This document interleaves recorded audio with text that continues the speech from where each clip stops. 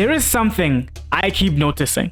And at first, I thought it a mere coincidence. But I kept seeing it repeat over and over and over again. A game flops, sales disappoint, players walk away. But then for some reason, the heads of said game do not pay the price.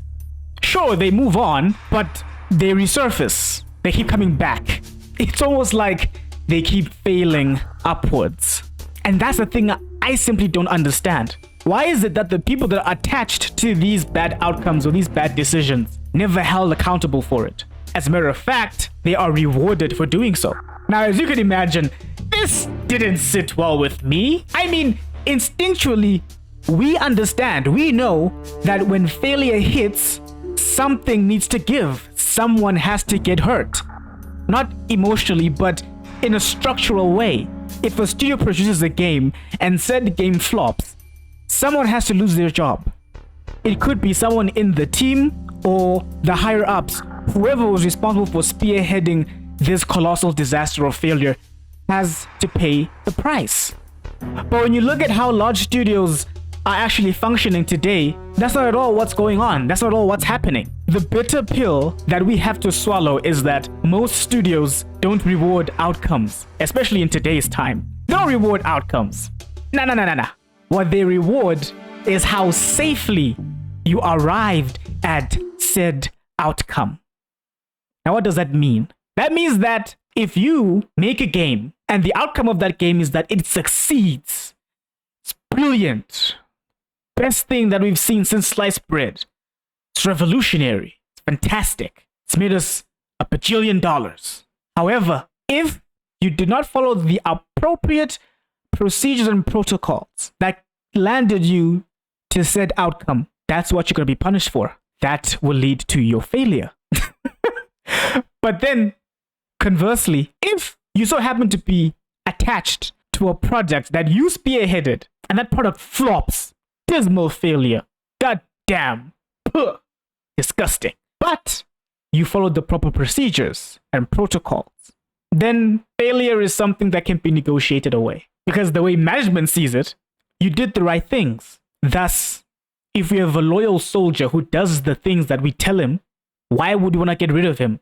That simply means we need to promote this man, give him more responsibility. Isn't that fantastic? Fantastic in a devious, crazy type of way. And it's amazing because when you think of it, this asymmetry that exists between the gamers and corporate, how corporate thinks, how gamers think, it's crazy.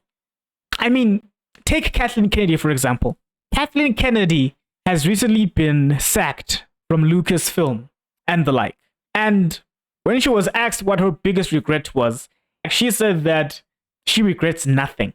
If she were to go back and do it again, she would do the exact same thing. And why would she do the exact same thing? Because doing the exact same thing is what allowed her to keep her job. It's what allowed her to be promoted in the first place.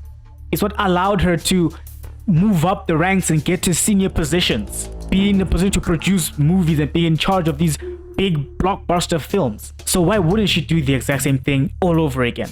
You see, when it comes to modern studios and corporations, right? These guys that are ruled by fear, this is what they do. These studios that are ruled by fear, especially the upper management or leadership, they don't share in the consequences of failure. They only indulge in the success. What do I mean by this? If a product succeeds, it's because leadership was a visionary. They were extremely creative. They were bold. They were amazing. But if a product fails,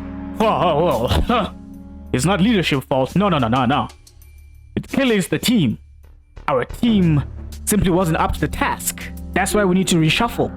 We need to do some hiring and firing, you know? And not to mention that the market was also quite unstable, you know? I mean, audience expectations shifted.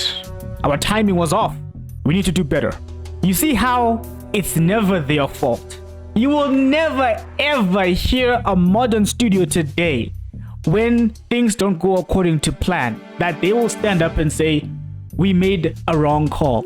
We should have listened to gamers. We should have done this and that. Had we done this and that, things would have probably worked out better for us. No, absolutely not. You'll never hear them say that. It's the same reason why Kathleen Kennedy, you will never hear her say that we made a wrong call. As a matter of fact, she said that the hard part regarding this industry is the fact that you have to cater to a small subset of toxic people that control the narrative. So she's still blaming external things, not her. She can't blame herself.